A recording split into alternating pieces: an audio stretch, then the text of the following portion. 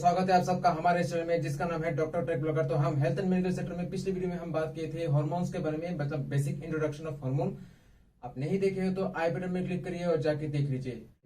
जितने सारे वीडियो मैंने आज तक बना चुका हूँ हेल्थ एंड मेडिकल सेक्टर में, सारे के सारे वीडियो अब देख लीजिए, वरना इस पॉइंट से आके आपको कुछ समझ में नहीं आएगा। ठीक है, तो मैं आज आपको सिखाऊंगा मेडिकल टर्मिनोलॉजीज के बारे में। मेडिकल टर्मिनोलॉजी मतलब कुछ ऐसा शब्द जो सिर्फ हम मेडिकल फील्ड में जो लोग रहते हैं सिर्फ वही लोग इस्तेमाल करते हैं। बाकी सारे आप लोग जो आम जनता है ये सब आप कुछ समझते भी नहीं, जानते भी नहीं। जो कोई आपको बोलता है तो आप कुछ समझ नहीं पाते ये क्या बोल रहा है। एनीवे, तो ये सब मैं आज आपको सरल भाषा में समझा दूंगा। तो आज का जो मेरा वीडियो है ये वीडियो हर कोई देख सकता है। आप अगर बीडीएस हो तो भी देख सकते हो, आप एमबीबीएस हो तो भी देख सकते हो, आप एलोपैथी, आयुर्वेदिक, होम्योपैथी कुछ भी ब्रांच से हो, आप आम आदमी हो, गरीब हो, मिडिल क्लास हो, रिच क्लास हो, कोई भी हो, आप मेरा आज का वीडियो देख सकते हो। तो शुरू करते हैं। ये जो मेरा शरीर है, बॉडी का सामने वाला हिस्सा, ठीक है, सामने वाला हिस्से को हम अंग्रेजी में कहते हैं इन फ्रंट। ठीक है, तो हम जो डॉक्टर लोग हैं, मेडिकल स्टाफ, इसको हम कहते हैं एंटेरियर। ए से शुरू होता है, एंटेरियर। ठीक है, कुछ पोजीशन में, कुछ कंडीशन में इसको हम कहते हैं वेंट्रल। अब वेंट्रल वाला कंडीशन कब आएगा ये हम बाद में बताएंगे। मेरा जो बॉडी का पीछे वाला हिस्सा है, ये मेरा पीछे वाला, खोपड़ी का पीछे वाला हिस्सा, कमर वाला हिस्सा, बैक वाला हिस्सा, तो ये जो बॉडी का पीछे वाला हिस्सा है इसको हम कहते हैं पोस्टीरियर। ठीक है, पोस्टीरियर। कुछ कंडीशन में आता है डोर्सल। ठीक है, तो सामने वाला क्या हो गया, एंटीरियर या वेंट्रल, पीछे वाला पोस्टीरियर या डोर्सल। अब पोजीशन ये आता है कि जब ऊपर वाला हिस्सा है, ये बॉडी का ऊपर वाला हिस्सा, इसको हम कहते हैं नॉर्मल इंग्लिश में अबव या अप। तो ये मेडिकल टर्म में आता है सुपीरियर। मेडिकल में क्या आता है, सुपीरियर। अब बॉडी का जो नीचे वाला हिस्सा है, बॉडी का नीचे वाला हिस्से को हम कहते हैं नॉर्मल इंग्लिश में बिलो या फिर डाउन। और यही टर्म हम मेडिकल फील्ड में जो लोग रहते हैं मेडिकल टर्म में आते हैं इंफीरियर। ठीक है, तो ऊपर वाला पार्ट हो गया सुपीरियर, नीचे वाला इंफीरियर। इंसान एनाटॉमिकल पोजीशन में कैसे रहता है, ऐसे। ठीक है, ऐसे नहीं, सिर्फ ऐसे। ये जो तालू है, पाम को सामने की ओर दिखाते हुए ऐसे खड़ा होता है। ठीक है, मेरा जो ये नाभि है, नाभि का जो पूरे बीच में से ऐसे अगर सेक्शन कर दो या दाग मार दो तो मेरा कान मेरा मीडियम सेक्शन से दूर है, लेटरल है, पर मेरा आंख मीडियल के बहुत, मतलब ये लाइन के बहुत करीब है, तो आंख मेरा मीडियल हो गया। समझे, मतलब मीडियल मतलब करीब, लेटरल मतलब दूर। इतना समझ गए।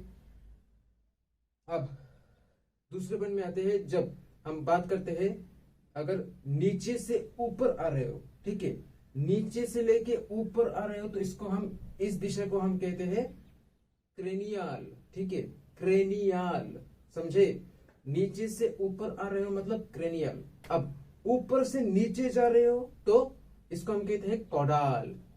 तो नीचे से ऊपर क्रेनियल, ऊपर से नीचे कॉडाल, समझे।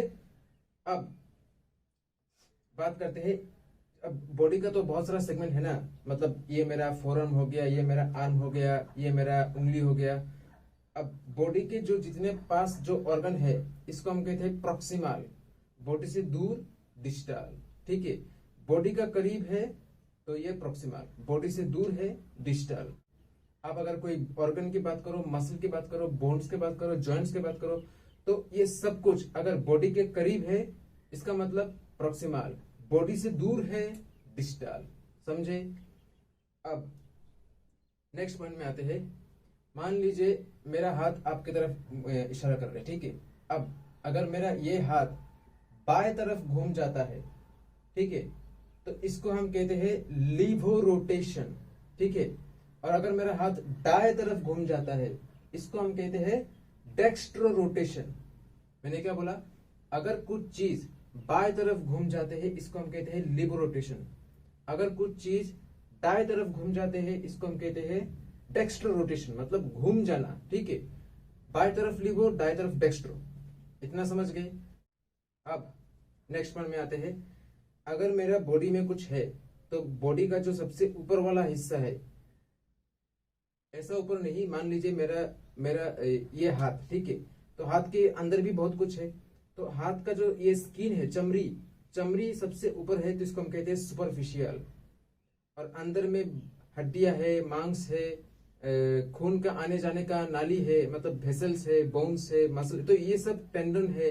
तो ये सब कुछ डीप हो गया, ठीक है। डीप मतलब ये पेट, पेट के जो ऊपर आप देख रहे हो कुछ जो हीरोज का जो पैक्स होते हैं, जो बॉडी बिल्डर का पैक होते हैं, तो पैक सुपरफिशियल है, ठीक है। मतलब मसल जो है ये सुपरफिशियल है, पर उसके जो खाने का गुर्दा है, स्टोमक है, इंटेस्टाइन, ये सब अंदर है। तो अंदर वाला को हम कहते हैं डीप। बाहर वाला हिस्सा सुपरफिशियल, अंदर वाला हिस्सा डीप, ठीक है। तो सुपरफिशियल और डीप। अब हम बात करते हैं, अगर हम बॉडी को कितने सारे सेक्शन में भाग करेंगे, मतलब अब जो कुछ एनाटॉमी हम जब पढ़ेंगे तो आपको ये समझना पड़ेगा कि हम बॉडी को कितने सारे सेक्शन में भाग कर सकते हैं। जैसे जैसे आप मान लो कि 3 तरह से भाग कर सकते हैं, ठीक है।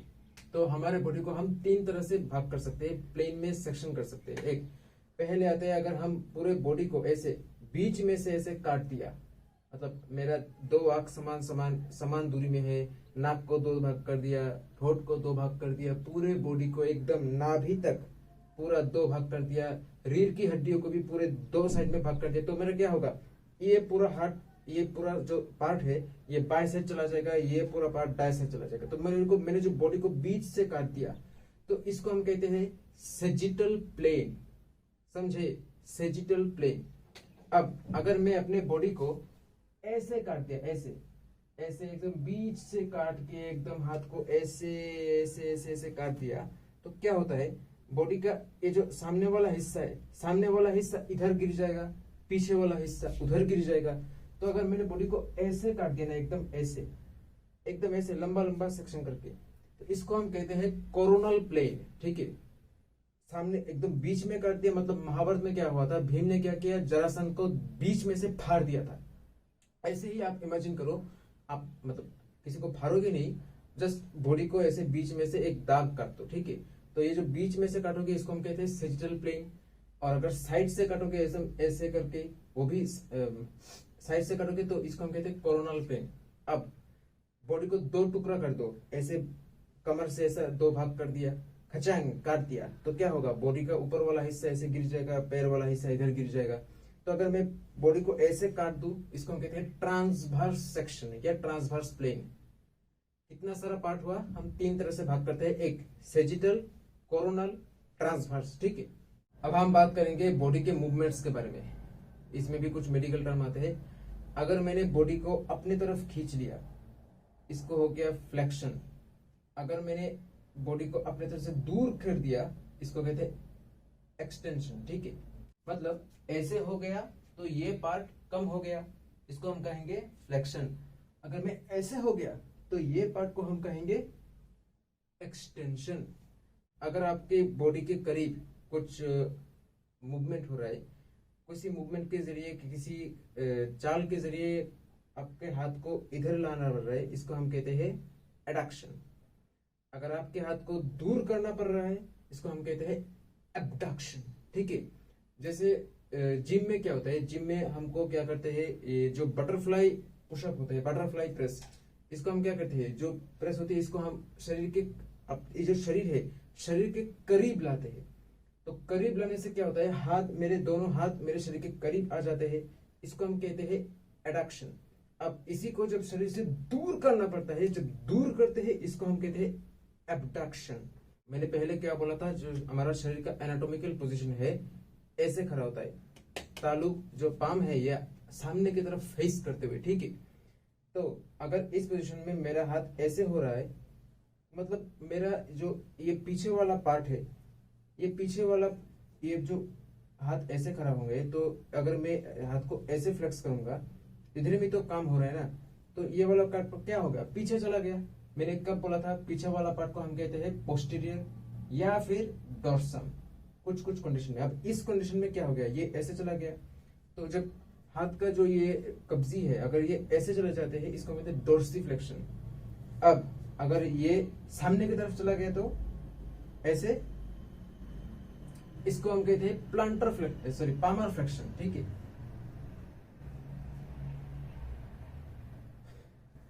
तो इसका कंडीशन क्या हो गया, पामल फ्लेक्शन। ठीक है, तो मतलब ये जो मेरा कब्जी है रिस्ट जॉइंट ऐसे चला गया तो डोर्सिफ्लेक्शन, ऐसे आ गया तो पामल फ्लेक्शन। ठीक इसी तरह से पैर में भी आते हैं, जब पैर को हम बोलते हैं ऊपर उठ जाए, लेकिन ऊपर उठ गया, मेरा पैर ऊपर उठ गया, इसको हम कहेंगे डोर्सिफ्लेक्शन।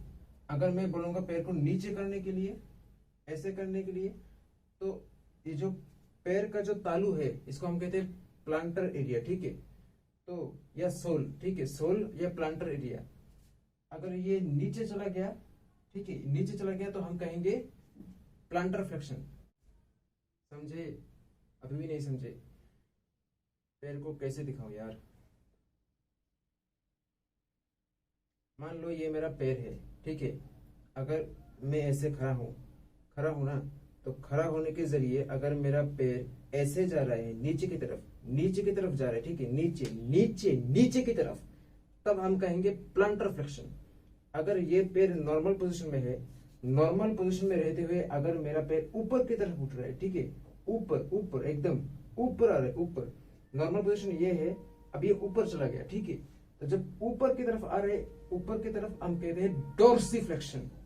ठीक है, तो पैर में प्लांटर फ्लेक्शन, डोर्सिफ्लेक्शन, हाथ में पामर फ्लेक्शन, डोर्सिफ्लेक्शन। समझे? अब एक और पॉइंट में आते हैं जिसको हम कहते हैं इंटरनल रोटेशन, एक्सटर्नल रोटेशन। मतलब ये मेरा पीछे में क्या है, मेरा रीढ़ की हड्डी है, ठीक है। अब ये जो कमर है, कमर हमारे शरीर को ऐसे ऐसे घूमने में मदद करता है तो अगर ये जो मीडियल पॉइंट है, अगर मैं मीडियल पॉइंट से इस पार्ट को ऐसे दूर लेके जा रहा हूं, इसको हम कहते हैं एक्सटर्नल रोटेशन। अगर उसी पार्ट को मैं मीडियल पार्ट के करीब ला रहा हूं, इसको हम कहते हैं इंटरनल रोटेशन।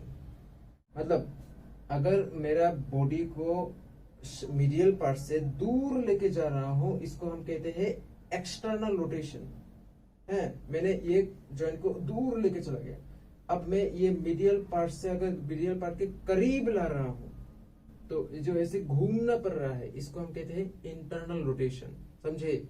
दूर चला गया एक्सटर्नल रोटेशन, करीब आ गया इंटरनल रोटेशन। ठीक है, अगर बिना शरीर को घुमाए अगर हाथ को ऐसे दूर कर दिया, एब्डक्शन, करीब ला लिया, एडक्शन। समझे? तो ये बात आपको मेरे को देखने के साथ साथ आपको खुद पढ़ना पड़ेगा। ठीक है, ना पढ़ोगे किताब तो आप कुछ समझ नहीं पाओगे। लास्ट पॉइंट में आते हैं जिसको हम कहते हैं, मान लो ये मेरा हाथ है, ठीक है, हाथ मेरा ऐसे नॉर्मल पोजीशन में है, ठीक है। अब मैं कुछ काम करते करते हाथ को मैंने ऐसा कर लिया, ठीक है, गौर से देखो, ये मेरा हाथ है, मैंने हाथ को ऐसा कर लिया, ऐसे घुमा लिया, तो अब जो मेरा ये तालू है, पाम ऊपर की तरफ आ गया, ठीक है। इस पोजीशन को हम कहते हैं सुपाइनेशन। ठीक है, सुपाइनेशन। अब अगर ये जो मेरा हाथ का पोजीशन है, इस पोजीशन से ऐसे घुमा लिया तो, है ना, इसे ऐसे घुमा लिया तो मेरा हाथ क्या हुआ, पाम क्या हुआ, नीचे के उधर चला गया। इसको हम कहते हैं प्रोनेशन। ठीक है, हाथ को अपनी तरफ घुमा लेना, सुपाइनेशन, नीचे की तरफ घुमा लेना या पीछे की तरफ घुमा लेना, इसको हम कहते हैं प्रोनेशन।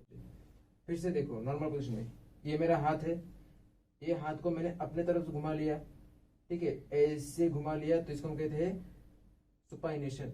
अब यही सी पोजीशन से मैंने फिर से ऐसे घुमा लिया, इसको हम कहते हैं pronation. Supination, pronation, supination, pronation. समझा?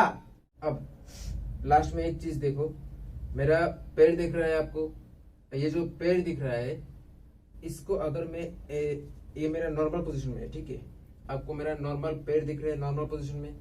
अगर मैं मेरा नॉर्मल पैर को ऐसे कर दिया, ठीक है, ऐसे होता है तो ऐसे तो आप खड़ा रह सकते हो। ये जो मेरा पैर का जो तालू एरिया है, सोल एरिया है, जिसको हम प्लांटर एरिया कहते हैं, अगर आपको ये प्लांटर एरिया आपको आपके तरफ से दिख रहा है, पैर को ऐसे घुमा लिए, इसको हम कहते हैं इनवर्शन। ठीक है, अब अगर मैं अपने पैर को ऐसे घुमा लिया, ऐसे, मतलब ऐसे घुमा लिया, तो आपको ये जो पार्ट इस तरफ से दिख रहा है, ठीक है। तो अगर मैंने पैर को इस तरफ कर दिया, इसको हम कहते हैं इवर्शन। नहीं समझे? फिर से समझाता हूँ। ऐसा है मेरा पैर, ठीक है। अगर मेरे पैर को इस तरफ घुमा लिया तो हम कहेंगे इन्वर्शन, और अगर मेरे पैर को इस तरफ घुमा लिया तो हम कहेंगे इवर्शन।